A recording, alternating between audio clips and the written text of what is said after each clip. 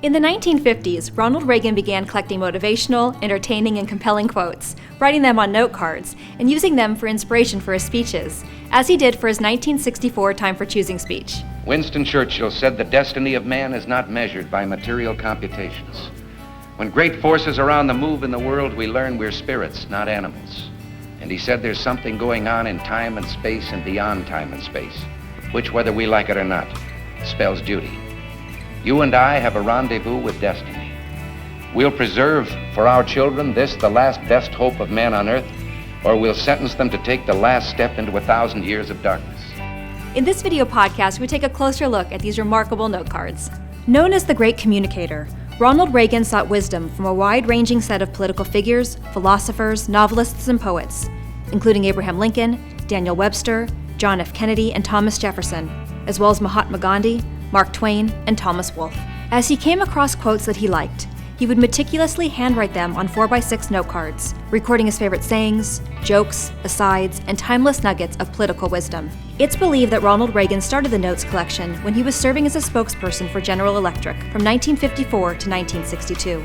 Compelled to deliver hundreds of upbeat speeches a year to Fortune 500 company employees, he devised a pragmatic method of keeping his hour-long public presentations both high-minded and lighthearted. As the years progressed, note cards were written on personal stationery cards he used as governor of California and, as president of the United States, on White House cards. Although White House speechwriters had heard about his private notes collection, even occasionally witnessing him take an appropriate note out of his Oval Office desk drawer to insert into a speech draft, no one except Nancy Reagan had ever seen the full assemblage. To paraphrase Thomas Wolfe, to every man and woman, regardless of their birth, their shining golden opportunity to live, to work, to be themselves, and to become whatever their vision can combine to make them. That is the promise of America.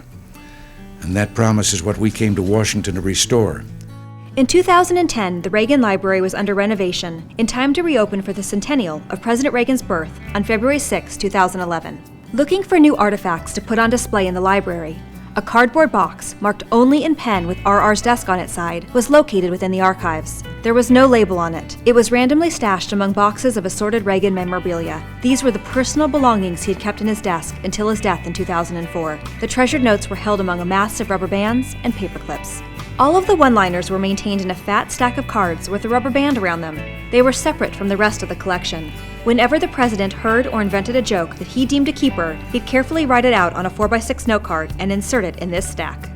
It was an automobile accident. There was a man stretched out there, and a woman was bending over him trying to give some aid, and the crowd had begun to gather, and a man elbowed his way through the crowd, shoved the lady aside, and said, "Let me at him, I've had first aid training." And she meekly stepped back, and he went to work with all the things that he'd learned. And then at one point, she tapped him on the shoulder and said, "When you come to that part about calling the doctor, I'm right here." Want to see these notes for yourself? The original note cards are here at the Reagan Library. You can also purchase a book titled The Notes, which includes many of the quotations, proverbs, and one-liners found within the note cards. Ronald Reagan's The Notes, a book put together by the Reagan Foundation, is a fascinating window into the mind of our 40th president and the writers and thinkers to whom he turned to for advice, inspiration, humor, and hope. The breadth of these notes sheds light on a man who is deeply engaged with the arts, culture, and politics, from his time as one of the nation's most popular actors to later years as one of its most beloved presidents. If America is to offer greater economic opportunity to her citizens, if she's to defend our freedom, democracy, and keep the peace, then our children will need wisdom, courage, and strength, virtues beyond their reach without education. In the words of Thomas Jefferson, if a nation expects to be ignorant and free, it expects what never was and never will be. Thank you for joining us today. We hope you enjoyed this Inside the Reagan Library video. See you soon.